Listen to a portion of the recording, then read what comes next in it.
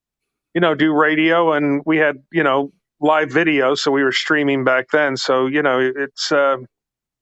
it was a good experience, and I've done another radio show that was strictly radio. So yeah, I've had a little experience at it. But me and John, we do well together because we both like. There's nothing worse than doing something that you don't enjoy the topics. We both enjoy horror and talking to people that love it. So yeah, we do pretty good together. Yeah, I'm with you about the topic thing. I have to have something to talk about. I am terrible at freestyle, or just like open phones or open lines they call it. I'm horrible at that. I gotta have someone to talk to about talk about something. Yeah, I flounder. I flounder after a while. Um, how did you and I want to keep this both, and I gotta let folks know too that Beatrice will be here, but not tonight. We will be having her on. We had a last minute snag, and so she will be with us in Women in Horror Month, a date to be determined. So it is us three right here, and I'm so glad. I'm so glad you guys are able to do this. I really wanted to tell you, Brett, the reason why we're doing this show, not only get a chance to talk to you and talk about your career, but I want to say this publicly, in front of John, but I want to say thank you from the bottom of my heart, because John has been one of my top 5 supporters.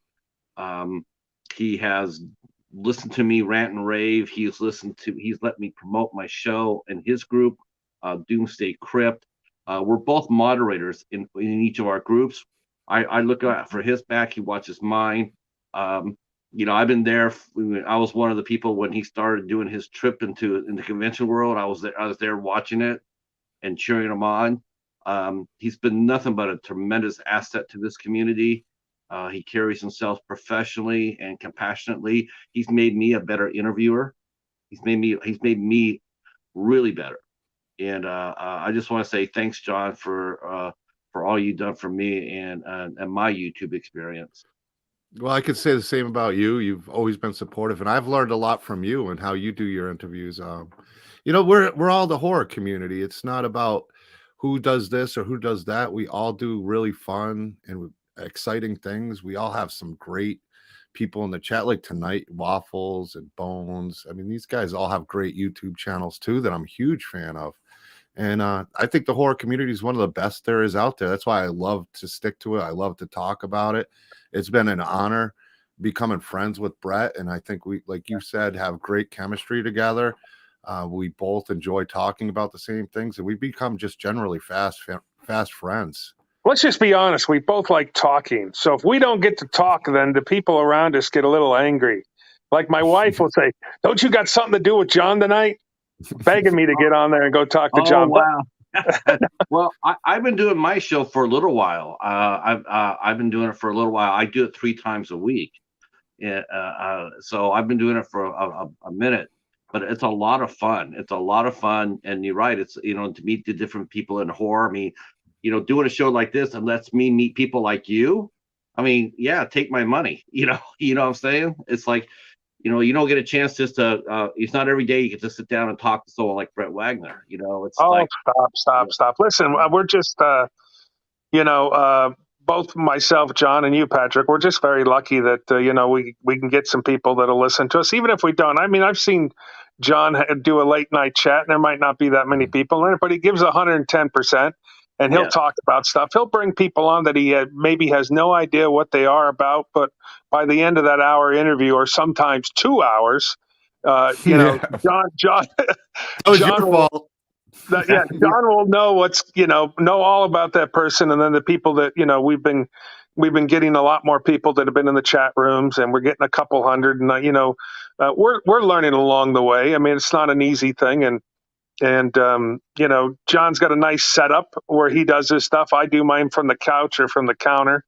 So we're learning and things are progressing, and you never know. There's so many streaming channels and stuff that we could, get some sponsorship, and same with you, Patrick, where you could get some people to throw some money in, and pretty soon you're doing a weekly show where you're having thousands of people watching and listening, and you never know what would happen. So I mean, No.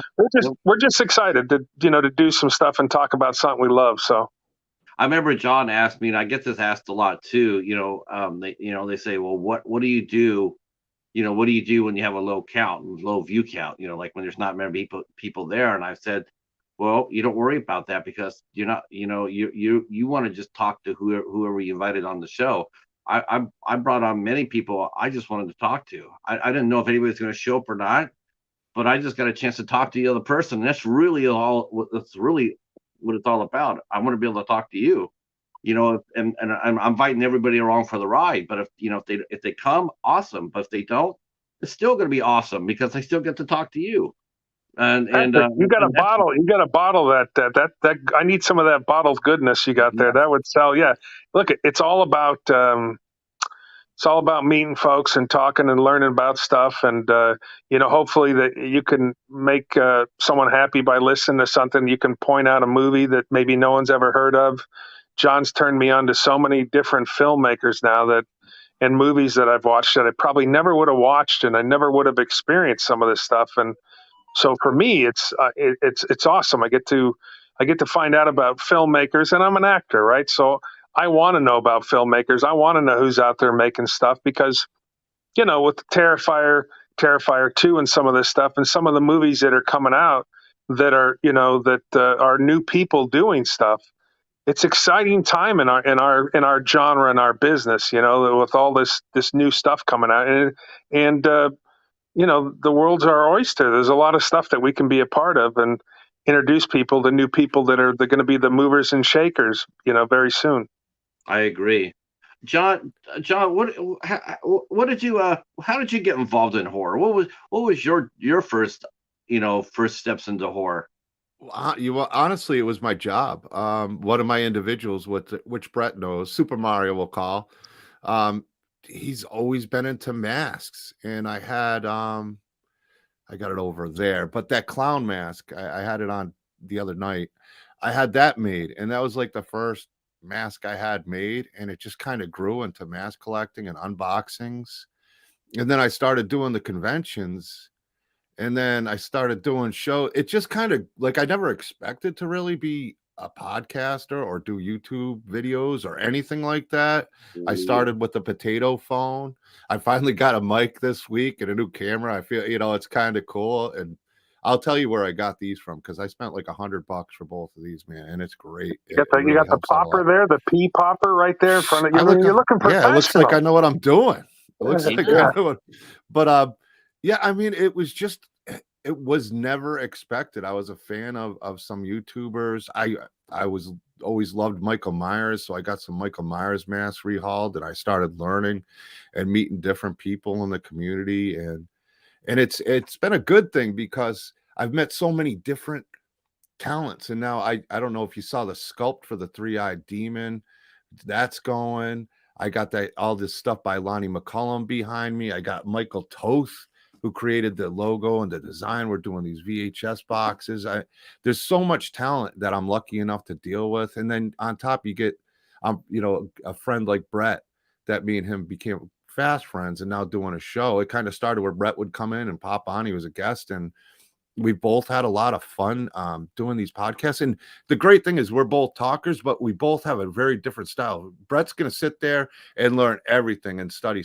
I like kind of going in a blank slate style and observe and learn as we're doing these podcasts, which is a lot of fun. And I think it works really well with the balance with me and Brett when we do our shooting the shiz with DK and the swag. That's right. Because Patrick, I get scared if I don't have a lot of stuff to talk. I always get frightened that I'm like, there's going to be a lull. And where John is very easygoing and he can pick something up and just chat about it, I always get nervous if I don't have like 30 questions because I know I'm going to be out at 28 questions. I'll be done, and then I'll be like, oh man, I don't know what else to ask these guys. Oh yeah, that's I get that question a lot. I'm sure you guys get that question too. From guests. One of the first things they ask me is like, oh, can you, what questions are you going to ask? Or can you send me the questions that you're going to ask? And I think they're always really surprised when I tell them like, I don't do questions I don't do presets. I only do one preset, That's it. I ask you where you born and raised at, and that's the only question you'll always hear on this show. But otherwise, it's just like how we're doing it now. It's just a conversation with some good friends, and believe me, the conversation is. I mean, the real worry is to make sure you don't go over your time limit, because you can sit there and just talk to people all night, and you can have a 3-4 hour show, but you don't want to do that. You want to keep them coming back, and so Yes. I have a set time limit. I do my best. Of course, if the chat is popping, I mean, if there's heads in here and things are really lively, I might push it for an extra 20 minutes or so. But otherwise, I try to get out at the very latest is 2 hours, and then even that's really pushing it hard. But yeah, but I get that 30 questions though, having them right there and be ready to rock and roll, because you're an actor. If you really think about it, that's exactly what I expect you to do, because you're preparing, just like you prepare yourself for your parts that you play. Well, shoot, I prepare more for an interview than I do for acting, which is He probably a does. mistake. It's probably I should be doing the opposite. But yeah, it's when I was doing my radio show, Wrestling 101, I was getting paid pretty good, so I was always panicking that we wouldn't. I had a producer, so I'd always say, hey, make sure you got a lot of questions for me. Because sometimes we would also have people that had nothing to do with wrestling on, and I didn't want to look like a fool, being able to get in front of a camera. And the wrestling, let me be honest with you, the wrestling helped my acting out so much, and it helped me as an interviewer as well, because sometimes you got to stall. Sometimes the ring is broken. You got 1,000 people out there, and they would say, Schwag, go stall them. Like, what do you mean go stall? Go out there and stall. We're going to take 10 minutes to fix the ring. So I would have to go out, and BS with this crowd and get them pissed off and pick on people in the crowd. And, so it's just always a fear. And, some actors don't have it, but it's always a fear of mine that I won't be prepared for something. And the last thing you want to do in this business is not be prepared for a role or for an interview or whatever it is. Now, improv, I'm an improv guy, so I'll just go with it. Even if I don't know what I'm talking about, I'll pretend like I do. And people will, you learn to be able to make fun of yourself. And when you can poke fun at yourself, then people go, he's just a normal dude. And that's pretty cool. Yeah, it makes you accessible. I mean, I think that happens. I mean, you probably see this, both you and John at conventions. I mean, I'm sure you're just, just seeing what I've seen of your personality. You're very easy to approach. People, if some guy brought his 10-year-old kid over to meet you, it would be a joy for him, because you would get down to his level and you say, hi, how are you, and talk to him. You're very personable, and accessible. And that's really a critical aspect in acting and doing something like this. You want people to be able to come up there and just feel comfortable and talk. Brett gets it though. That's the thing that I love about Brett is he gets it. He understands that reaching the fans and being, and genuinely caring about the fans, how long of a way that goes. It really does in the horror community. The horror community is big on that. It can make or break somebody, and Brett is fantastic at doing that. And I got to touch on Brett's wrestling, because he put out a clip that he worked with China. And he was awesome as a heel. He's just got that voice, that personality. He was really built for wrestling at the time. And maybe we almost have that chemistry as co-hosts of wrestling kind of deal when we're doing our interviews, because we're very much the same in what we like, but we're very different in I guess, the way we go about interviews. That's why I even came, we went with shooting the shiz, because I'm just kind of the guy who, like you kind of, Patrick, we just throw things out there. But Brett's very prepared, because he does have that acting. He wants to be ready. So it works really well. So when he's at a loss of words or I'm at a loss of words, we're right there to pick each other up. And we'll pick it up. Yeah, of course. It's as I said, we love the business, right? So we love movies, we love acting, we love talking, we love meeting new people. So it's fairly easy. And even so, coming from the professional wrestling world, I would sometimes tell wrestlers, because I was like a bad manager, a heel manager. I was like a Bobby the Brain Heenan. I was too old and too out of shape to really get into be a wrestler, even though I tried.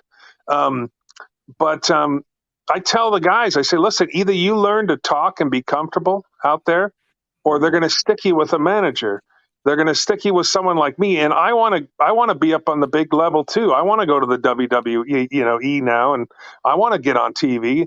And so as much as I'm going to try to put you over, I also want to get put over myself. So I said, either you learn, it's sink or swim. Either you can have the greatest body in the world, but if you can't talk, if you can't do an interview, if you can't, be interviewed, you're SOL, and they're going to stick you with someone like me, and eventually, I'm going to outshine you. Yeah, that's really interesting too, because you're right. Because wrestlers have to have that. It's great. I mean, there's a lot of wrestlers that are awesome in the ring, but they'll only hit to a certain point because they can't work the mic. That's the reason why you see people like John Cena or Dwayne Johnson, to completely blow up because they own the mic. They're comfortable talking. I know that sometimes they're told what to say, but you never really get the impression that what The Rock is saying, or that Jericho or John Cena or us, no one's telling us what to say. Like we don't rehearse these things. Like I don't rehearse the show. We don't rehearse answers or anything like that. It's just fly. It's on the fly.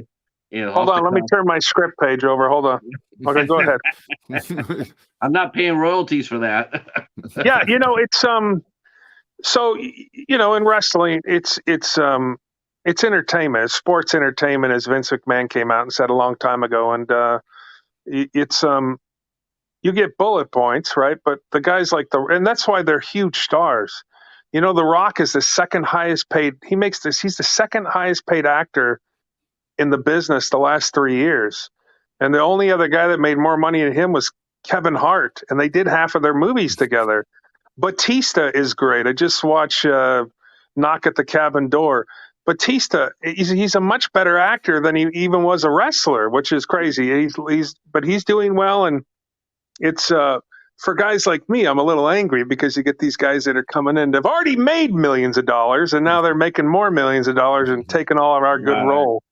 Yeah, that's that's sort of like that's an interesting segue, because we've seen that on a different sort of level with the pay to play. You see that too, right? Some of the productions. Have you been on any of those independent productions yet, Brett? Yeah, sure. I look at it different. There's so Indiegogo stuff, and I've done a few Indiegogos, and I have a few more I'll be doing. But I look at it, if you're, you can go to acting class, right? I went to acting class, I for many, many years, and the best, you can learn all you can in an acting class, but it's nothing like being on the set. It's nothing like, being on the set with another actor and working and having a director yell at you, or having, tough things. It's hot and you're in a mask and you're on this stuff. So some of the pay to plays, I don't mind it. And I think that if you're a beginning actor and you got to pay a couple of bucks to go be in a scene with me in a movie and work with some other actors there, I don't see anything wrong with it. Now, you don't want to keep doing that the rest of your life, because if you get a little footage on yourself, if you get your reel going. So yeah, there's, different people think different things about them, but some of these independent movies, you got to have Indiegogo stuff, and you have to raise money to get them done. But once they're done, man, this is where the Paramount Pictures, 20th Century, all these people, this is where they pick their new directors. That's how someone gets a name. I mean, Damien Leone is going to be, God, I can just imagine that the studios and the scripts that are being thrown at him and the opportunities for a guy like that. So, Oh yeah, a lot of first time directors coming out of the gate. They'll drop a decent movie, and then they'll get, next thing you know, they're being handed the keys to a Jaguar. It happens. Yeah, it's scary. John, when you're at conventions, and what made you decide to do conventions? Now, I know I've watched you start your journey, but what led you to do that? Was it because of the cool stuff that you were collecting when you first started out in horror, and then you decided to expand on it? That's a good question, because it's almost like I got to think. I mean, it's one of those things again that just happened. You know, it wasn't planned on.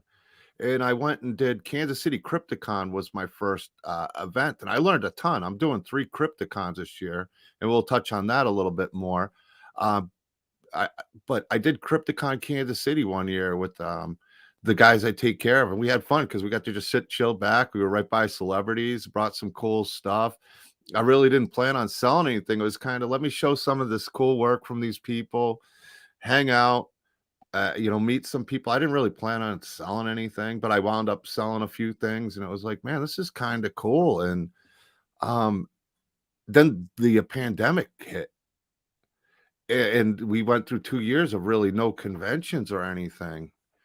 And Yeah. then I went to start after that. It was like I got all this. I had even more stuff because I had fun collecting and unboxing. It's like, you know what? Let me show off these talented people that I know and their talented work that they do, and bring it to these conventions and let people see these people, their talents and what they're doing. And it just, I caught the bug with it. It's not easy. I mean, I put on these these things that I know how to set up, and I'm really protective of my stuff. So even when I have help, it's kind of like they'll do it. They'll always trying to help me out, but it's kind of like I know how this goes and this goes. But it's a good 10-hour setup for each show, so it is a lot of work.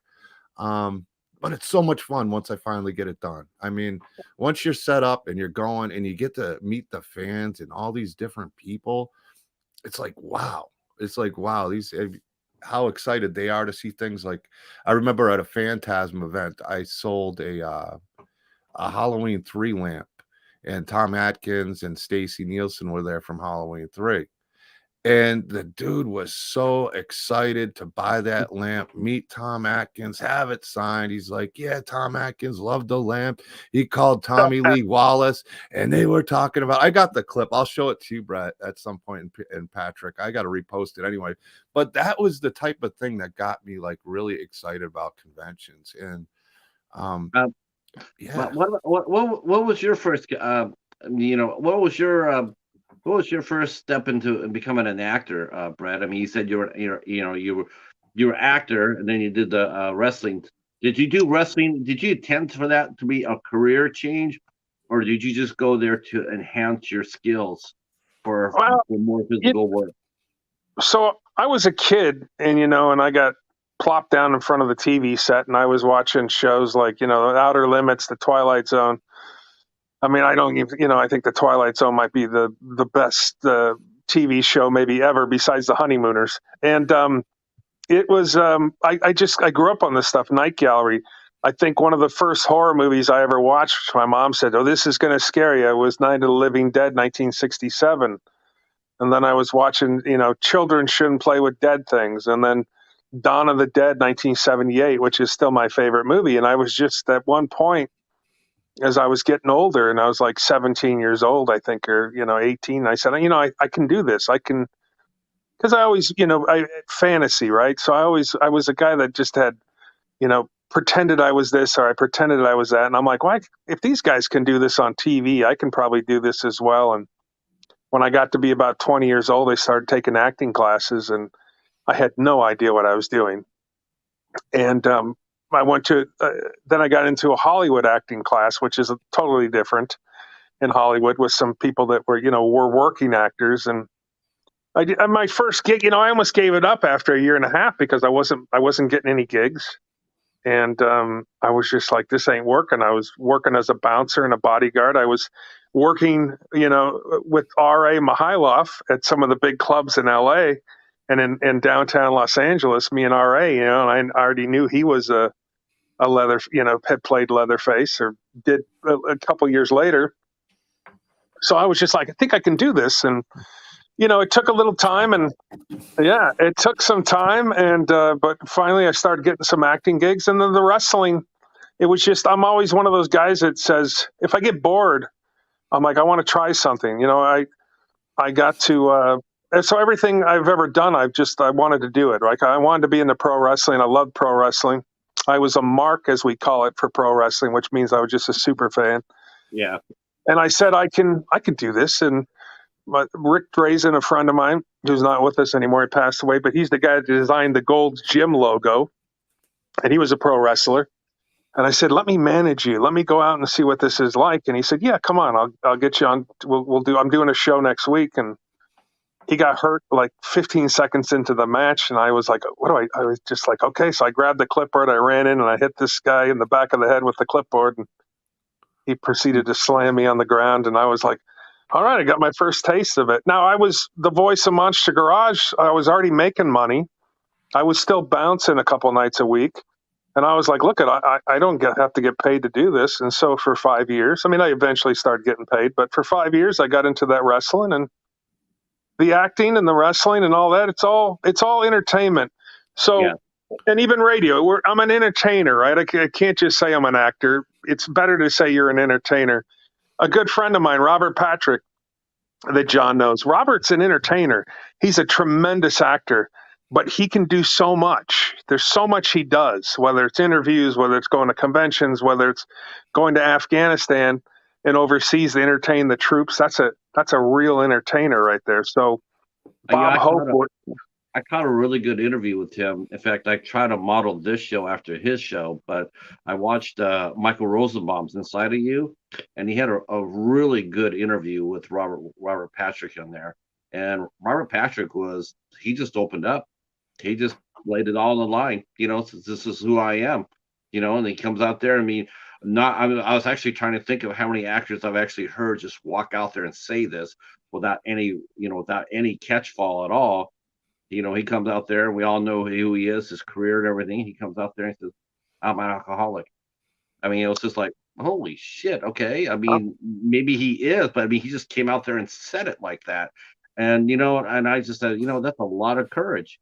It took a lot. He's been sober for quite a while. Look, and he's a really good dude. He is. He's got a wicked sense of humor. John got to experience some of that, and he's been a good friend to me and my wife. I was trying to do a show called Scary People, a TV show, half-hour show, and I said, Robert, can you come on and do an interview with me for a teaser? I got to shoot something, and then we'll show some people that have money and see if we can get this off the ground. And man, he showed up. He goes, all right, I'm here. Let's go. And just the nicest guy in the world. He's a real biker too, by the way. He rides, he'll have a convention. So let's say he lives in Hollywood, right? He'll have a convention in Boston and he will get on his motorcycle and ride to Boston to go do a convention. I mean, ride to Boston through the rain, through whatever it is, go to Boston, do the convention, and then ride home on a motorcycle. I can't do that. I wouldn't even be able to. John could do it in his car. I couldn't even last going across the country in my car. The car is hard enough, let alone riding a Harley to cross country. Yeah. But a real good guy. There's a lot of guys in our business that are, that are good actors and they deserve respect, but that guy does a lot for everybody else. And, and not only is he a good actor, but he's just a very righteous guy. And, and he's such a good actor and such a good dude that man, he's been on a whole bunch of hits lately and he just keeps working and he keeps working and he'll do a couple movies here and there. And then he gets on these Peacemaker. Now he's on 1923 with Helen Mirren and, Harrison Ford. Yeah. Harrison Ford. I mean, my God, I mean, how can you go from one of the biggest hits, Peacemaker, to now you're working with Harrison Ford and Helen Mirren, and that's a dream, for God's sakes. I'd like to just meet Harrison Ford for 5 minutes, let alone work with him. Who has been the biggest person you worked with in your career, in your opinion? Gosh, that's a good question. I mean, I've done a lot of TV shows, a lot of movies. I mean, one of the very first movies I ever did was Bicentennial Man with Robin Williams, and that was pretty cool. And to be able to work with someone that I grew up as a kid watching Mork and Mindy was pretty awesome. And I mean, being Leatherface was pretty fun even if it was only for a couple days. That was a really exciting for me. And working with Tim. I heard your interview with John your first interview, and I heard the story about that, and man, it was heartbreaking to hear. I was like, man, that's just Do you think if you would have had that same injury now today, do you think that they would have? What do you think would have happened? Do you think you would have gotten more time? Well, you know what? Let's just say it was $17 million movie at the time, or $20 million movie. They really don't have time for when you're filming. They don't have time to. Hey, is it going to take a week for your back to heal up? I mean, they flat out asked me, and I had I've hurt my back before, but the heat stroke is what did it, and which aggravated my back. And I told them it's going to be a week. So, I kept calling the transpo guy every day to pick anybody up at the airport, and he goes, "No, why do you keep calling?" And then the third day, I picked up this big guy, and I was like, ah. And like an hour later, there was a knock at the door. So, yeah, I expected it. I mean, I knew it was coming, and I understand well as a business guy, and I'm being practical that they just can't wait. If I was a huge actor, if I was a Tom Cruise, if I was a Liam Neeson, if I was, Harrison Ford, who's gotten hurt on movies before and they've had to shut down production for a couple of weeks or a month, would have been a different story. But I was, Brett Wagner, a guy who made Michael Bay laugh in my audition, and I got the gig. So understandable, not even a big deal. I hope the guys at Platinum Dooms will forgive me if I ever meet to see them again. But it's an understandable. It happens. It's the business. People get hurt all the time, and if you're a big star, they may wait for you. If you're not such a big star, you're not. You just got to be ready and have your bags packed. Was that your worst injury you ever suffered so far in your career? Was that one? Oh yeah. I mean, yes, that was pretty. Well, I was healed up in a week, and I was filming a movie with Harvey Keitel and Scott Glenn in Mexico a week later, which, by the grace of God, took my mind off of, all of a sudden being Leatherface, and then a week later you're not Leatherface. So yeah, it took my mind off it. But yeah, I mean, I've had concussions from pro wrestling. Oh. I've had a couple zingers of fights where I've gotten hit with the bottle, which didn't feel good. But getting heat stroke on a movie set when you are Leatherface is obviously mentally it's not the greatest thing in the world. But No. yeah. How long did it take you to recover? Did it take you a little bit longer than a week? No. I mean, in a week my back felt better. In a couple days I was over the heat stroke, and then my back was feeling pretty good a week later. And then, by the grace of God, I had auditioned for this movie called Puerto Vallarta Squeeze. In case anybody ever wants to see it, it's you can find it. And they're like, "Hey, guess what?" He's like, "Do you have a passport?" I said, "Yeah." So I mean, it'd been like 8 days. I got home on the 8th day, and he said, "Well, don't unpack your bags because you're going to go to Mexico in a day to film with Scott Glenn and Harvey Keitel," which I was super excited about because two guys that I looked up to as actors, and it was a fun. Scott Glenn got to light my beard. I had a beard, and he lit my beard on fire, and so that was pretty fun. Was that part of the script? Was having him torch your beard? Yeah, that was part of the script. So but let me tell you something. Scott Glenn, I got to know him because he wasn't very talkative. He's very professional, but he wasn't, "Hey, buddy, how are you?" And then Right. I asked him a couple questions about Urban Cowboy, which was one of my favorite movies he had ever done. And he opened up, and then he's like, "Can you do one-arm push-ups?" And I'm like, "No, I probably can't even do a regular push-up." But he started banging out these one-arm push-ups, and I got to meet his wife, and his wife was really good, and it was really fun and cool. So that was a cool, it was 2 weeks in Mexico, and just for, really 2 days of filming, but it was very fun and exciting to get to work with guys like that. John, what's been your singular favorite moment so far in doing your conventions? What's the That's one? a tough question. I do want to touch on something about Brett, though. Sure. The door slamming scene and the Kemper kill. That's why he's known as the Kemper killer. He still is in the 03 remake. And Right. those are two iconic scenes. Actually, there's a big gif of Brett always slamming the door that we use a lot that's out there. It's a pretty popular one. He was also in, and I didn't realize this, John dies in the end. He's in the opening scene of that, and that's a really iconic, memorable moment. I like that. You did some Sons of Anarchy. I haven't had a chance to watch that show, but what was it, 3 episodes you were in a Sons of Anarchy? It's 1 episode, first season, 3rd episode. I play a reformed pedophile. Don't worry about it. Yeah, don't watch that one. Don't watch that one.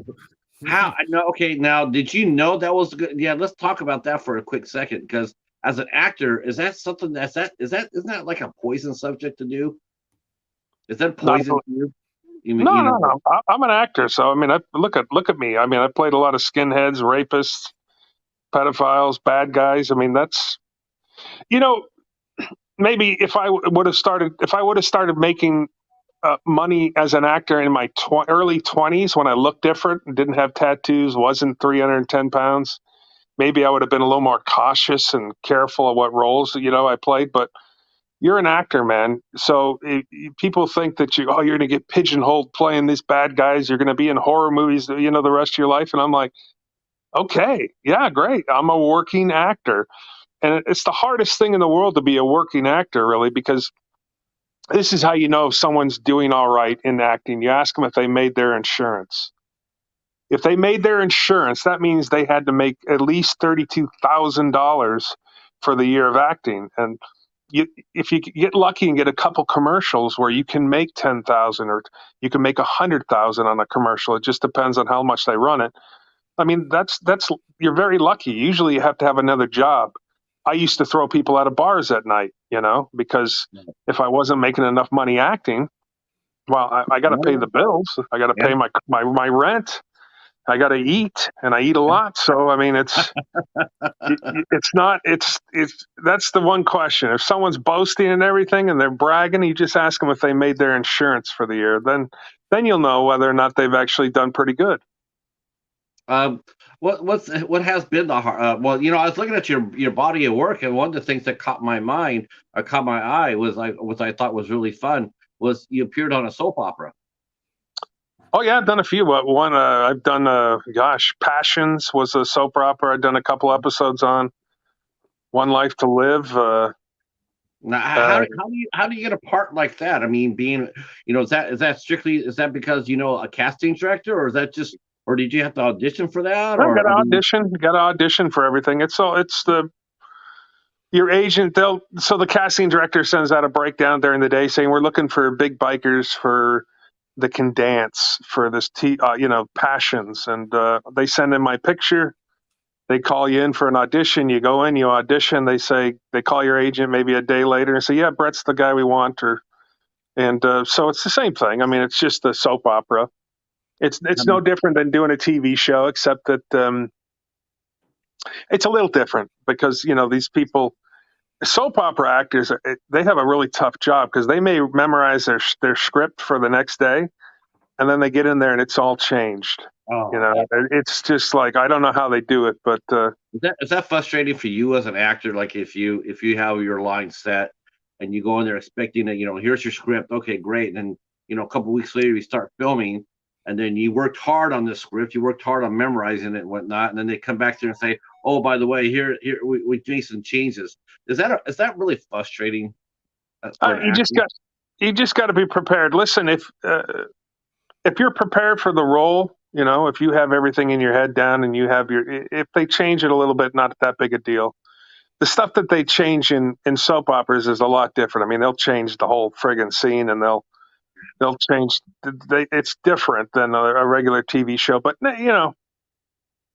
I'm not ever really the big leads in the show, or Robert Patrick, where you're going to have to study all day long and study for weeks to get your stuff done. I may have even if I have a guest starring role, it's not going to be that much, and I'll have it memorized. And if you're prepared for anything, just like if John Amir prepared to do an interview with somebody, it's not that big a deal if there's little slight changes. What about you, John? Go-getter. He's a go-getter. Do you think that you're pretty light on your feet, John? Do you if something comes up that you're not expecting, do you think that you're pretty good at handling it? You know what? I think because I don't really, I shoot the shiz. I think it's just I'm more of improv kind of deal where I do better improv than I am with, say, notes where Brett's a studier. So I do think the improv and kind of seeing it, and that's how I learn and absorb things. Even as an example, I got my first acting role, small. podcast and playing myself. So they gave me some stuff, and they're like, "Well, you can play around with it." And they gave me some lines. It's like I don't even know how to say it that way. So this is the first I've heard of this. What movie are you going to be in? Oh, Camp Blood 666 Part 2. I'm just a podcaster. It's a short clip, like a minute or two. Like, are you trying to get that one shot? Are you getting the Babe? If there was one hanging here, I got, I guess I don't know. Are you gonna be the final guy? Maybe the final guy in the end credits. But it was just a small little role. It was a lot of fun to kind of, that was fun to do. But Brett is a go-getter though. As far as like Brett goes, even from what I've learned with him, he's one of the hardest working people. He doesn't look back. He just keeps moving forward. Right. He does a job, whether in what changes. He's a great off the cuff guy. I mean, I think the wrestling helped with that, because you have John is too. Don't let him fool you here. John does very well. And John is a hustler, and he has I do voiceovers for a company for Bad Boy Mowers I worked with for 20 years. I do some voiceover work for other folks. I go to conventions, lately a lot, so I can make some extra money there. John has a real job though, and then does all this stuff on the side as well. So John has got the tough job. I don't really have that tough a job. It may look tough. I may make it when I'm posting videos, but that's the art. Right? I make it look like I'm super busy, and sometimes I am, but I make it look more complicated, and the people go, that mofo really is hustling. Yeah, I hustle, but I don't have a 9-to-5 job where that's called hustling, because you do the 9 to 5, and then John's working 30 extra hours on a weekend or during the week, doing podcasts or getting stuff done for celebrities, and getting stuff done for me, and promoting artists and all this stuff. He does really well, and he's the ultimate hustler. I appreciate that, Brett. I appreciate that, man. Ultimate hustle. I like the sound of that. I wanted to touch bases on one thing, because this is actually probably one of the rare times I've ever done this. Actually, acknowledge the fact that because I know, like I said, I've known your backstory. Is it frustrating as an actor,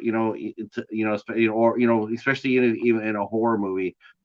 Does it frustrate you a little bit when people come up to you and they know you from that one role, that one role, and yet they don't know maybe that you did The Brave and the Bold and the Beautiful, or Passions, or NCIS?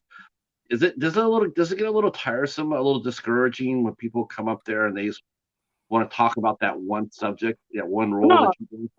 I mean, not to me. I mean, listen, I've done Hannah Montana. I've done some stuff. We call it Skinemax, right? I've done some late night stuff where it's a TNA movie on Cinemax, where nice. I remember I was at one of our big guys over at Bad Boy Mowers, and we have a dealers meeting every year, and I got to go out there and I got to introduce some people. And then one guy's like, I'm watching with my kids one day, and there's the big swag, Brett Wagner, on Hannah Montana. My kids are all excited because they met Brett. And then I'm with my girlfriend, or his wife, I don't even know who it was, late at night, and I'm watching Skinemax, and there's Brett again. And I'm like, wait a minute, don't tell people that I did. But no, I listen, if someone even knows you, whether they know me as the voice of Monster Garage, or I hosted a drag racing show called Pastime, or all the Disney. I've done a lot of Disney, kids stuff. That's great. It's just, they remember you. That's all that's important, right? That they know you. They're like, hey, you made my kid laugh, or you signed, that's all that really matters. I like the fact that there's such a wide variety of roles that people come up to you and talk to you about it. What Skinemax movie did you do, and who would you? He's gonna look it up now. Who'd you do it with? I've even done some Playboy Channel stuff, but I wasn't the one getting naked. But back then, if you were to do a Playboy Channel, when Playboy Channel had their TV show, and they would have shows on, you get $500 for the day to go in, and I would play like the mechanic, and then I would leave. I got to go out of town. or I'm a truck driver. My wife would then sleep with everybody, the pool guy and everybody else. What, they paid you $500, and when you left, you had a $500 check in your hand. I'm like, man, Yeah, but I was thinking, well, I'll do Playboy all day long. Let's go, more Playboy. how come you weren't playing the guy who was coming in after the mechanic left? Well, because there's reasons for that. Yes, probably because I'm 300 pounds and look like a redneck. But no one wants to see me naked, Patrick. That's Brett awesome. turns up everywhere. He really does. Yeah, it's like I forgot he was idea. in John. Yeah, I forgot he was in John Dies in the End, and I'm like, is that Brett? Because they did an awesome makeup job on him, and I'm like, let me rewind that again. That's Brett because he's done great. so much stuff. That's one of my heroes. Was Don Coscarelli. Phantasm was one of the movies that I got to when I was a kid. I watched. I still love Phantasm to this day. And Don Coscarelli is so nice, and his wife is so nice. I went to Walmart or Target with his wife to get my wardrobe, and I'm like, this is just surreal. I'm sitting with Don Coscarelli's wife, and we're doing my wardrobe, and we're shopping together. And Don was so nice. Here's a story about Don.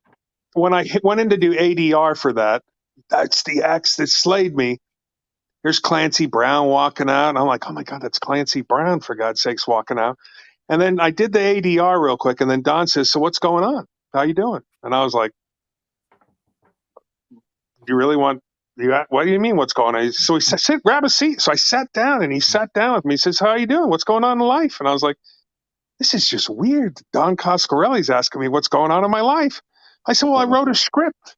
I've been writing a script. He said, tell me about the script. I'm like, there's no way this is happening that a famous director, the guy who I looked up to, is asking me about my script. And I told him, and he goes, hey, that's a pretty good idea. And I said, well, Don, why don't you direct it? He said, well, we'll talk about that down the road. But, Right. Yeah, but it's good, but not that good. No, I'm just kidding. Yeah. But what a great guy. Well, let's talk about that for a minute. Let's talk about that. So what script was it? What was your story about? And did you ever get it made? Well, I mean, we've been trying. We've had people, Steven Niver, who's the Monster Machine, we like to call him. He's written a lot of movies and a lot of stuff that you've seen. And I had an idea for a movie. It's Next to Kin meets Blade, and with vampires and ghouls and some other stuff that you don't normally see, creatures and monsters. And he said, that's a great idea. And I was like, yeah, but I don't know how to write. He's like, well, I can write it. We'll just, you tell me the story and we'll get it written. So we got it written a couple years ago.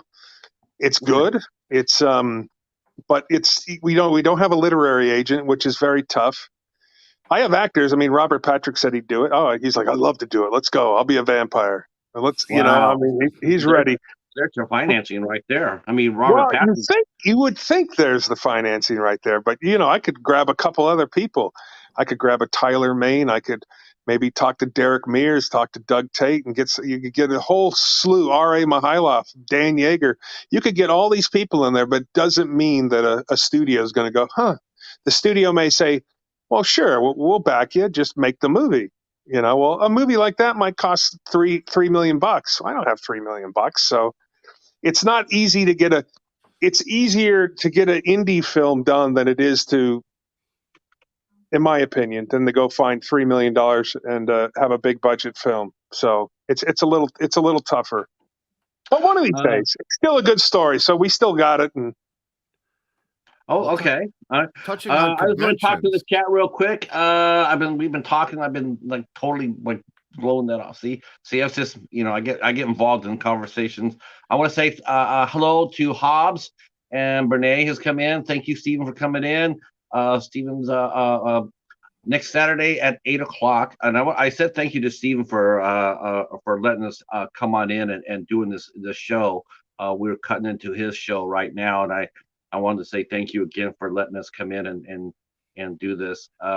He knew why he did it, and Foog, Spookala.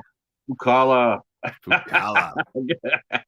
I had a great time. Me and Steve had a good time at Spookala. That's for yes, sure. you That did. was fun. Yes, you did. You guys are awesome. Hey Kyle, how are you? Kyle Rappaport, actor Kyle Rappaport in the room, in the chat. Hello. You mentioned a bunch of cool names there, and let me just ask you: is it hard for like it's easy for I don't know, easy, but they say, yeah, we need a biker guy to come in for this scene. Do you ever find yourself when you're getting cast for this, and you look at how many lines you may have or don't have? Do you ever try to fight for lines that like, okay, I'm here, why not make better use of me? Let me have a little bit more to It, say de- than it depends on what type of, if you're on a, if you're on a big budget movie, if you're on the Mayans or you're on a TV show, if you're doing the next Marvel movie, you may not be able to do that. If I'm on a smaller movie or a different, little smaller TV show, and I may know the director, and I can say, hey, do you mind? Can I change this? I've been doing it a long time, so I don't feel I know how to go to a director or a writer and say, hey, I think this sounds more natural, because I am a biker, right? So I've done tons of biker stuff, and where I can, feel comfortable going up and say, hey, we wouldn't do that. That would never be done. And then they say great, or they say shut up and go back to do your scene. And either way, it's fine. I mean, we get paid to be there, but I think I don't most know. directors, I think honestly, I like to think so. I could be wrong, but I like to think that, if somebody who knows the life comes up to him and says, yeah, that's not really how it would work, because, you don't want your movie to be authentic as humanly possible. And you don't It want it to just be, depends. yeah, you don't want it I to mean, come across as, especially one that's reality based, like the Mayans or the Sons of Anarchy. You really want that to be like, because it's rooted in reality. A Marvel movie, not so much, because it's just fantasy. But a movie that has, like, this could happen or this has happened, you want it to be sort of authentic, as much as you can. well, I've watched Quentin Tarantino do interviews. I forget what it was. It was The Hateful Eight, and I forget what actor it was, but the actor came up and says, I don't think I would do that. And Quentin says, well, how would you do it? And then the guy goes, oh, I would do it this way. He says, well, that's fine, but you're going to do it my way. So, I mean, it just depends, I think, who you're talking with. And I have no problem. I mean, I think in 30 years of acting, when am I 55? So yeah, 30 years of acting, I've only one time have I ever gone up to somebody and say, there's no way I would say that. I don't even want to say that. It was something just very disgusting. And he said, you're going to say that. Then the writer came over 10 minutes later and said, we can change it to this. And I was like, thank you so much. Because he overheard it and he goes, you're right. I don't think anybody would say that. And it sounded cheesy, but I'm getting paid good money to go and read what the writer wrote, and those writers get paid. And when you're in an audition, and I'm an improv guy, right? So I may change some words, and I will tell you, over 30 years of auditioning, I've had casting directors go, hey, read what's on the page. Those Mm. writers get paid to write that. So I'm like, okay. So, and sometimes you can change stuff around and they don't care, or they may just politely tell you, hey, if you're going to come back for a callback when the producers and everybody's in there, stick to the script. So, Uh, John's writing. So uh-huh. John's going to be I'm going to work for John hopefully shortly, and be in one of his But movies. So, Well, you know what they. we've been talking about it. That's going to be actually with Kyle here from Movie Buff One. I don't know if you guys have seen the Shackle Demon Project. I was truly blown away by it, but it was such a limited release. We're working on that. But yeah, I'd like to, by the time 2024 gets going, we build that foundation where we're producing some of these movies, working on some scripts.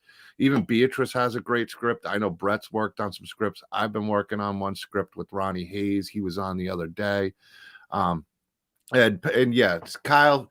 I want to say hi to him. I see him there, and I know he's a big fan of yours, Brett. He's the one I sent the link for the Shackle Demon Project that we're going to watch, and we're going to bring you on the show, Kyle, for sure. You're a talented guy, and we're real proud of you over here. So, Yeah, I heard about that movie. I couldn't believe that SRS had done. I mean, I was like, really? Come on, Ron, kick it up a little bit, Let's release that puppy. He did that limited release. Hopefully we can get another release sometime soon. we're going So to take care of that. We're going to get that. We got that in the works. We're going to put it on some convention tables. I always love sport and guys like I will be Kyle. right back. He's a super talent. And also, since Brett's not here, we're doing a whole bunch of conventions this year. Right now I'm doing three Crypticons, Kansas City, Minneapolis, and Denver. Nice. And Brett will be with me in Denver. Well, he's going to be sitting at the table with me. I'm doing Midwest Monster Fest, which Brett is at. We're not doing the same table, but we're going to be at Midwest Monster Fest in Illinois and Scarefest, obviously, in October. And I'm working on trying to get Beatrice at some tables with me too. So if you guys are in the area of Denver, Minneapolis, Minnesota, Lexington, Kentucky, Illinois, I'll be out Dayton, there. Ohio, maybe. I'd love to get out there. I'm gonna be in Moline. Let's see. That's Illinois though. I'd like to get out in Ohio. I'd like to. I considering Ohio, doing honestly, one in my old. Ohio, honestly, man, it is the hottest state right now as far as Yeah. So Well, I much was looking talent. at doing a convention out there. I was looking at doing Flashback Horror Weekend, Chicago Flashback, but I just Chicago. it's hard to take off of work and get to conventions, so I'm being really picky choosy which ones I go to. Crypticon's been a great event. I was just telling them, Brett, that me and Brett will be rocking Denver out there. Brett just got announced a few days ago. It's going to be exciting. He's going to be sitting at the table. We're going to be having a great area. We're going to be in a 6 spot. We're just going to have an awesome area. So if anybody's out in Denver, come visit us because it's going to be Yeah, cool I mean, if you're table, for close, sure. I mean, Denver is kind of close to everything, right? So if you're in a state that's close, come by. The guys at Crypticon put on such a, Chaz and his people put on such a good show. When you see somebody that has 3 different states and they're putting on high quality shows, that's a big deal. Yeah. Means they're doing something right. Yeah, conventions, yeah, I mean, man, conventions, when they're done right, when they're done professionally, they really are good. But man, there are, I'm sure you probably seen your fair share too, Brett, when they're just either they're overwhelmed because they really don't have any experience, or worse, they're overwhelmed and they're shady. I've been to a few, yes. I've been to a few. You live and learn. I mean, if you also take chances on stuff, right? I don't mind, and John doesn't mind. We'll take a chance on stuff, and you live and learn, right? If it's all, I can only do my best. John can only do his best. I think. Is that my phone or Brett? But you can only do your best, right? I mean, that's it. And hopefully those people have promoted right. Hopefully they have the people in there, and like you're saying, hopefully they're not shady and they'll get stuff done. Let me get rid of my wife here real quick. But I'll continue for Brett. But marketing, I find the conventions that do well, you can have the best guest list in the world. If you're not marketing, and that aspect, it really hurts a convention. I've seen some fall that way. There's some that just market really well, and that's the biggest thing. That's the biggest thing is marketing for conventions. I think the one thing I think I would say, if I was going to handle anybody, one of the things I would ask, before I commit to doing a convention, or put my talent in a convention, that's right, it's the commissioner, the bat phone. I would want to make sure that the convention has been around between, I say, 3 to 4 years, 4 or 5 years. If they come out there and say this is our 5th time we're doing it, I feel a little bit more comfortable with that, more than this is going to be our first one. I'm probably going to say, you know what? Tell you what, for your first one, do your first one, and then we'll come back and see how you are next year. Maybe we'll talk about it next year, because the first ones are always the ones where all the problems happen. Everything that can go wrong will go wrong, and you can have the best of intentions, and it's still going to go wrong. Well, here's a prime example. Krypt IECon. I think their first show was in 2022. My wife went. I didn't go. I wanted to go, but I forget. I was doing something else, or I was at another convention. They did so well, and I got invited for last year. Wait a minute, this year. I went and did this year. It was so big. They sold out They sold out every single day. There were so many good guests there. There were so many people here that 2 days after they ended this one, they announced they're going to do another one, Krypt IECon Aftermath, in September. Right. And so I think it just depends. If they have good managers, if they have good managers booking talent in there, the Sean Clarks and some of these guys that book talent and bring the A-listers, you can put on a good con. But John's right. If you don't market it, if you don't spend the time, that's like whenever me and John do something, I'm promoting. I have so many shows I'm doing this year, but I'll promote 2 months, 3 months, 4 months in advance just to let those people know that are in that area. Hey, 4 months we're going to be there. I just want to let you know. And then I just keep following up. And as we get closer, a month out, I'll do videos every week saying, and I'll promote the other folks that are going to be there too, not just promoting me.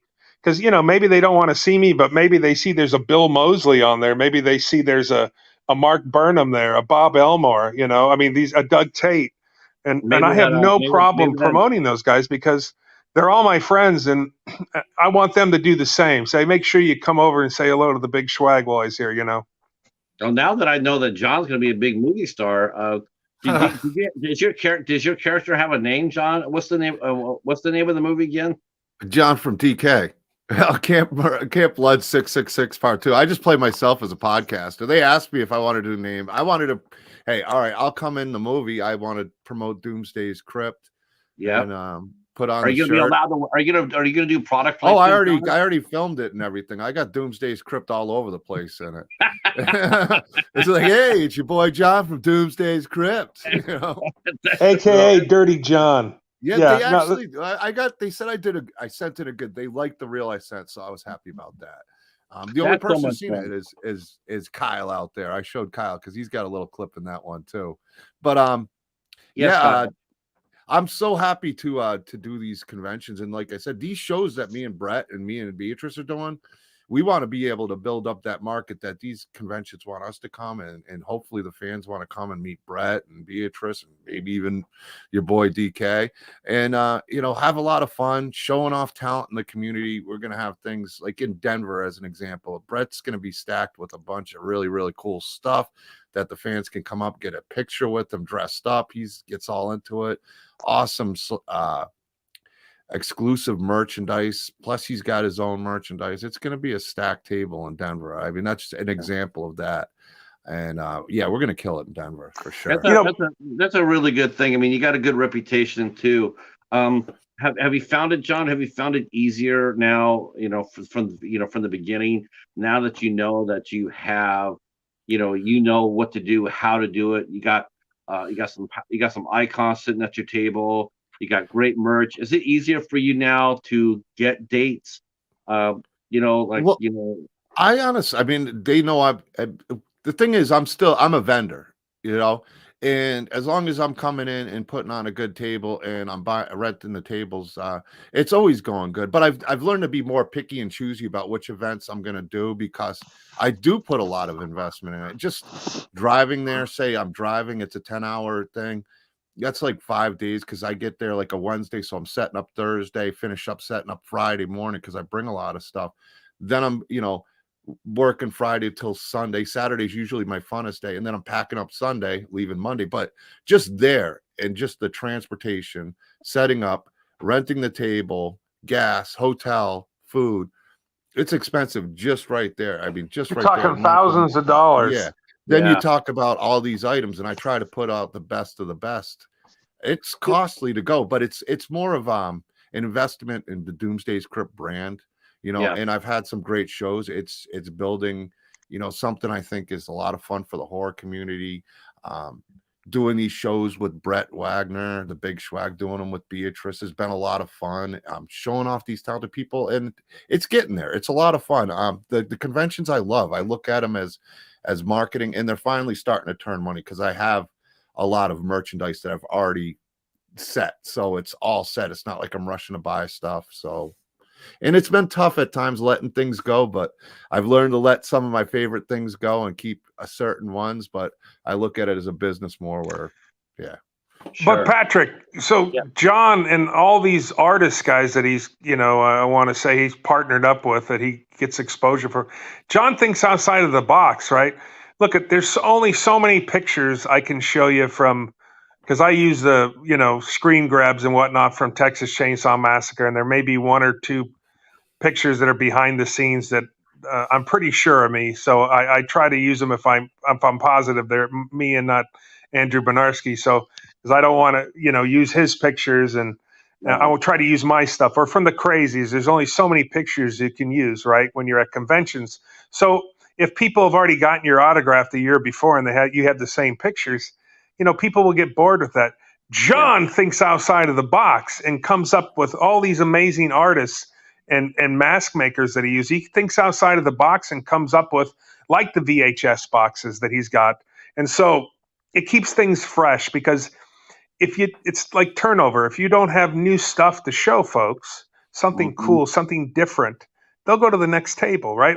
Hey, it was great seeing you. I got a picture with you in your costume last year. I already got that picture, but John keeps thinking up new stuff. So it's exciting, and it's going to be exciting sitting at his tables. If you've ever seen his tables, there's so much cool stuff at his tables. It's like, I feel sorry for the people that are around us, they have to keep over and looking at the people that are going to be at our table. Envious. They're going to be jealous. But that's what's good about John and the guys that he works with. Well, that's the moments. You asked me what was my favorite memories. I got a ton of them. James Street Courtney coming to my table, hanging out, stuff like that. It was great. But honestly, it's meeting all the different people and seeing them check out the different talent, whether it's Michael Toth or Lonnie McCullum or Jesse Aarons or Daniel Cruz or all these different people that I've had on the table, artists like Michael Toth, like I said, Scott Straka, you name it.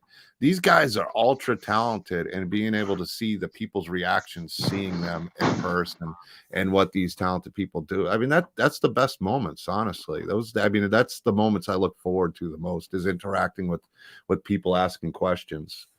I just find that incredibly fun. Let me ask you this too, because now we're talking to a couple of skilled operators here. Now, Brett, as talent, are you are you required to tell the promoter how much you did, how much business you did, or do you just get your table, do what you need to do, then go, or do they ask you how many pictures you sold, or how much money you make? Do they use that number to use that to invite you back in the future, or does that matter? They usually don't. I mean, if you have a guarantee, like some of the big actors will have a guarantee. I have a very small guarantee that I sometimes use at conventions. It depends on how big it is or how small it is, but I've never had a problem making guarantee. Yeah, they look to see if there's people at your booth. If is there people coming to your table, are you signing a lot? They don't necessarily ask. If you have a guarantee, the show may stick someone with you, but I'm not paying the show. I have a manager. I'll be paying my manager what, a percentage if he's booked me at that show. But mostly the shows aren't worried about what I make. I mean, you can see the lines for folks. You can see the lines for the scream folks. That there's some serious cash being made by a lot of these celebs that come in, and it's well worth it. They work their butts off. I don't know if you ever seen Doug Jones. When Doug Jones literally hugs everybody. I don't care if he'll hug 2,000 people on a weekend. Bill Moseley will shake 2,000 people's hands. I mean, these guys, they make good money, but they deserve it.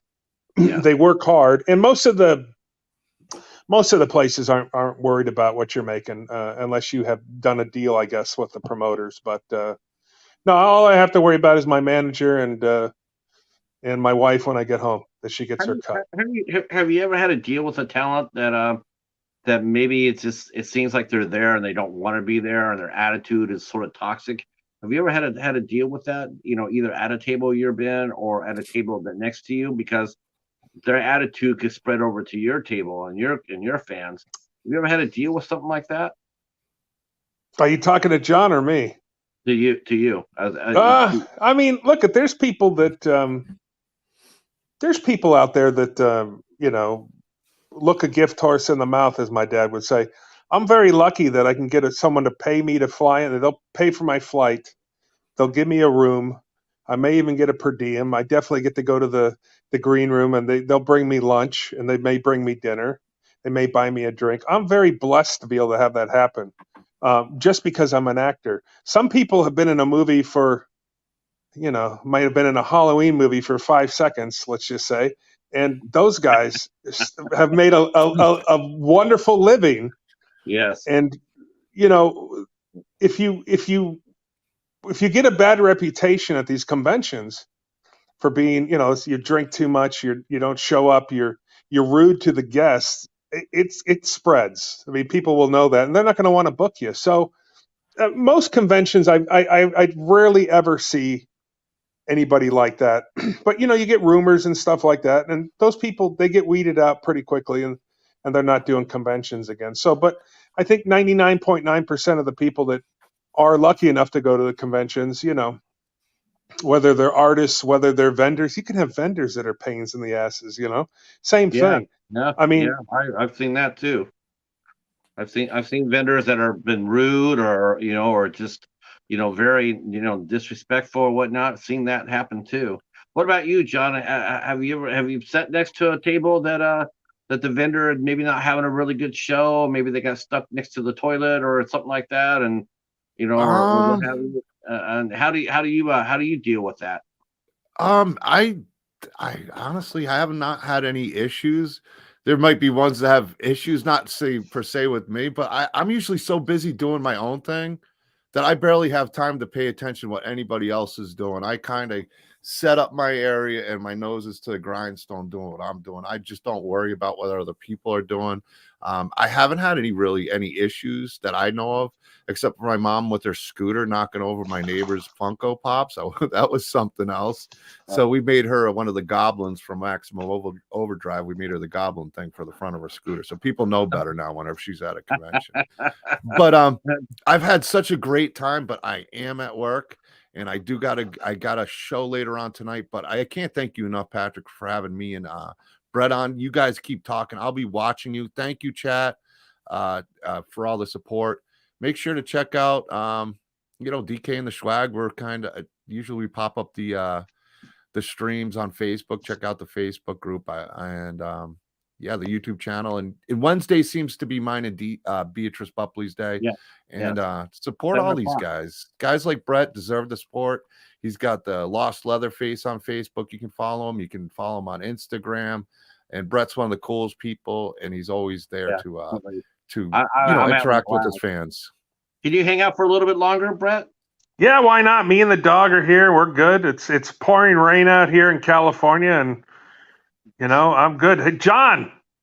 Yes. Good seeing you, buddy. Good luck tonight with your 5 other interviews you got to do tonight. I know I overbooked this weekend, but it's fun. Yep. Oh, and you guys have fun. I'll be watching because I'm enjoying the show, just sitting and talking with the 3 or 2 of you guys. So peace out, guys. Thank you again, chat, and I'll see you guys soon. Thanks, buddy.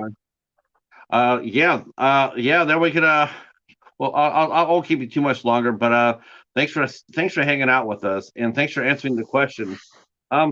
So let's talk about how did you come up with the name for your show, Patrick? I am a fan of the old Western Have Gun Will Travel. Oh, yeah, of course. With Richard Boone, and so I have a cheetah. His name is Paladin. So that's where I got the name. So I have Cheetah Will View. It was initially when I first started at my blog, I was going to be Have Cheetah Will Review, but IMDb doesn't like the word review when you do your reviews. So I had to change it. So I changed it to View, and there we go. So you started out. Did you start out your career? Did you start out? You started out. How old were you when you decided that you wanted to become an actor? How old were you when you walked on your first set? I think I got a gig when I was 21 years old. So, I'm 55 now, but I mean, I didn't get a lot of work. I was a struggling actor until I probably got to about 30 years old. And I started making more money as an actor and getting bigger gigs, and I wasn't just thug number 1, which I don't mind being thug number 1, bank robber number 2. It doesn't matter. Those things all still pay, and it's all, there are no small parts as Right. A few actors have said it, and one of my acting teachers used to say, "There's no small parts, right? You never." No. I mean, Brad Pitt was discovered doing some small stuff, so you never know what role you're gonna do that someone's gonna see and go, "Wow." People forgot about Brendan Fraser, right? People forgot how good an actor Brendan Fraser was, Yeah. and Yeah, he'd been hiding in plain sight. He'd he'd been been hiding in plain sight. He'd been doing he was doing a different TV show. I can't think of Yeah. the name of it right now. Doom Patrol.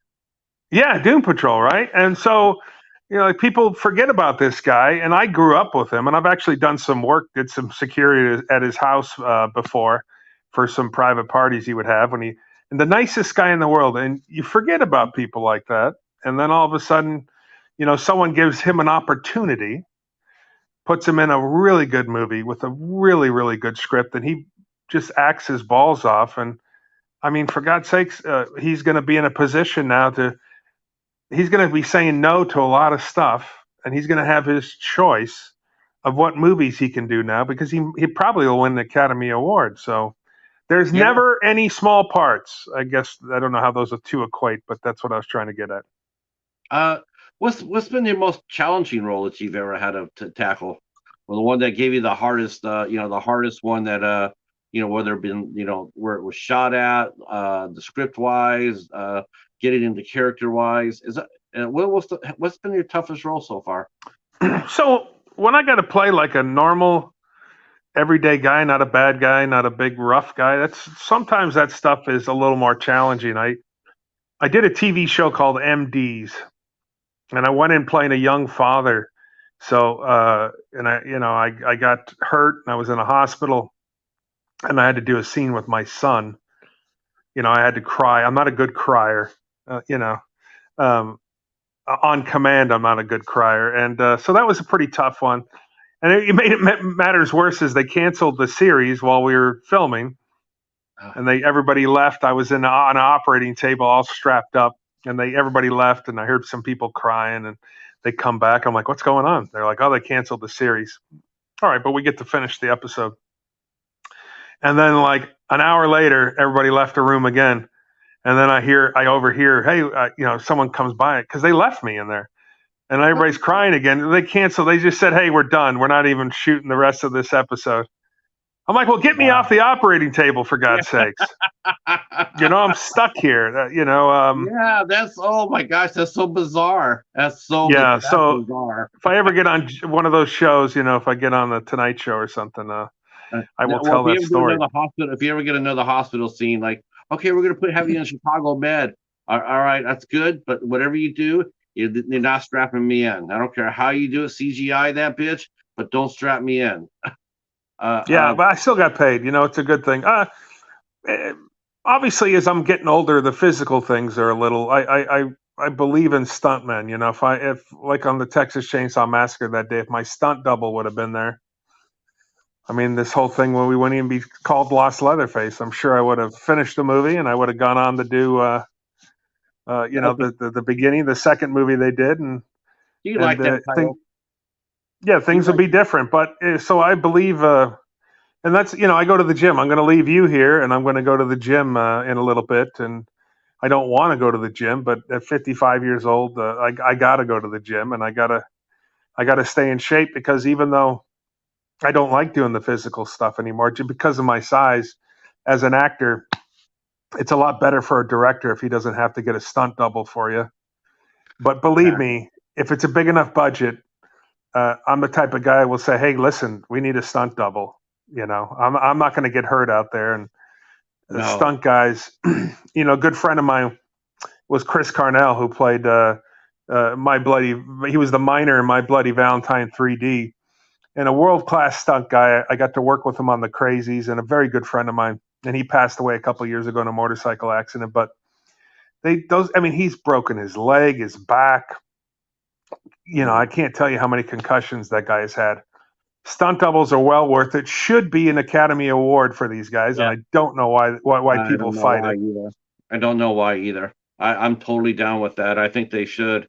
I've had a few stunt people on here. I've had two that own their own companies. Had one I had two, more than I think I had like 3 or 4 stunt persons on here, both men and women.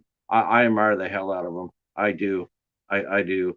Let me ask you one question. Because even though I've even already done it like already, but do, do, does it bother you being called that? Do you feel like you're stereotyped by that when people see you as the Lost Leatherface? Does it get under? Does it bother sometimes? No, I mean, the only thing that bothers me when people sit there and say, well, you weren't even in the movie. I'm like, I was in the movie. I mean, I can show you residual checks I still get every year. I still get about $1,000 to $1,500 when they run the movie. And that's the only thing that bothers me, that someone would say, well, you weren't in the movie. I mean, Oh I'm God, friends with our no. director, Marcus Nispel, the nicest guy in the world, who's on my Facebook page, who follows me, and I follow him. If I wasn't in the movie, believe me, all the shows that I do that he sees I'm going to do, that when I promote myself, I tell him I got the first kill in the movie. This is what I do, and that's all I say. I don't say I've done anything else on that movie. I did the first kill. The dragon is slamming in the door. So that's the only thing that really bothers me a little bit. But no, I mean, people called me the Lost Leatherface because a lot of people knew that there was another guy in the movie, but no one ever really talked about it. And I never talked about it until I was like, well, people are starting to call me to do conventions and Yeah, want to do some interviews. So, yeah, I mean, I embrace it. It's fine. I I own like the website. I should get it up and going soon. I like that you embrace it. I remember Adam West was like that. He got stereotyped so badly after Batman '66. He couldn't get anything. He was getting guest stars, but anything that was serious was you can do Batman. Can you do that? And he just after a while he just said, you know what? This is how it's going to be, I can't get anything. No one's going to take me seriously. I might as well just go ahead and embrace the convention circuit. And he made a shitload of money doing it too. Of course. Yeah, a ton of money. Him and Stan Lee both. Um, so listen, I'll tell you what. I'm gonna let you get out of here so you can go hit the gym. I Thank you, do want buddy. to say thank you. Yeah, I do want to thank you again for coming on here and doing this. This was a lot of fun. Like I said, you're a natural. You are a natural interviewer. I'm very impressed. I watch you and John, and I'm just like, you just know you ask really good questions, thought out questions, and yeah, I think you're a tremendous talent, and I'm really Thank you, happy man. I to have appreciate you. it. I'm really happy to be able to have met you. All right, before we Well, go, wait, before we leave, what state are you in, Patrick? I am in Michigan. Okay, Michigan. I've been trying to get booked in Michigan. I know they do a couple cool conventions there. So if I can get you some information. I I can find out who the talent buyer is for Motor City Comic Con, I've been working on Motor City, yeah, that'd be great. So, but hopefully we do it. You get to come out. We get a table. You can come hang out with me at the table, and we'll have a good time. yeah, I can do that. I can do that. I can help you do that. I can help you set up the table and run it and No, you could just come out and hang out with me, or we'll have a good time. yeah. Yeah, I would love that. I would love that. That's where Robert Before I let you, Patrick's from, by the way. He's from Michigan. really, He's a Michigan guy. uh, uh, have you ever been here yourself? Have you been to Michigan? Yeah, I filmed. We filmed. I love Michigan. I filmed when I did my drag racing show. We filmed at is it Milan Dragway down there. I filmed the movie Machine Gun Preacher Oh in God, with Sarah Michigan. Butler. Yeah, We were in They call it Garbage City. I mean Garden City. Garden City. That's 2 cities down from me. Yeah. So yeah. Garden So, City. but hey, listen. I thank you so much for giving us some time today. Really appreciate it. It's a pleasure meeting you. Yes, yes. Thank you so much. And before you go, let me throw off my calendar first, and then we'll get out of here. Yeah. So we're doing a Women in Horror Month here next month, and we're starting Wednesday on the 28th. We have cosplayer Vale will be here with us. I love cosplayers; they're so talented. And Vale will be here with us at 8 o'clock on Tuesday the 28th. Wednesday, the 1st of March, we also have Rainbow Fright. DeRay from Rainbow Fright, the YouTube channel. She'll be here with us Wednesday the 1st. On Thursday the 2nd, we have the lovely Serena Soleri with us. She'll be here at 8 o'clock on Thursday the 2nd. And then, holy cow, we have a whole slew of stuff, other stuff coming up on the channel. We're gonna be booking 5 shows a week. That's our goal. We're gonna have different women in horror. We have writers, Wow. screenwriters, actresses, anything we can get ourselves a hold of. A couple of special effects experts coming on in here to talk about things, including our return visit for our friend Angel Bradford. She's phenomenal effects person. Amazing. I worked with Angel. Angel is fantastic. I worked with her on The Grind. The grind. Okay. And she she had to make she made her own mask. She had to make her own mask that they ended up killing her with. She had to make her own head up. Then she put it on. Then she put it. They had her character, and then they chopped off her own head. It's one of the most bizarre stories I've ever heard of, but it was one of the best too. But Angel will be making a return visit, so I'm really happy about that. Tomorrow night at 8 o'clock here on the channel, we are doing for the Midnight Society. We're covering Beast with Idaris Elbas and Charlito Copley. That will be tomorrow night at 8 o'clock. I'll be joined by the Professor Macbro and also Kal-El Daly. All right, that's all I got time for. Thanks so much. Brett, stay one more second to the chat. Thank you so much. Peace.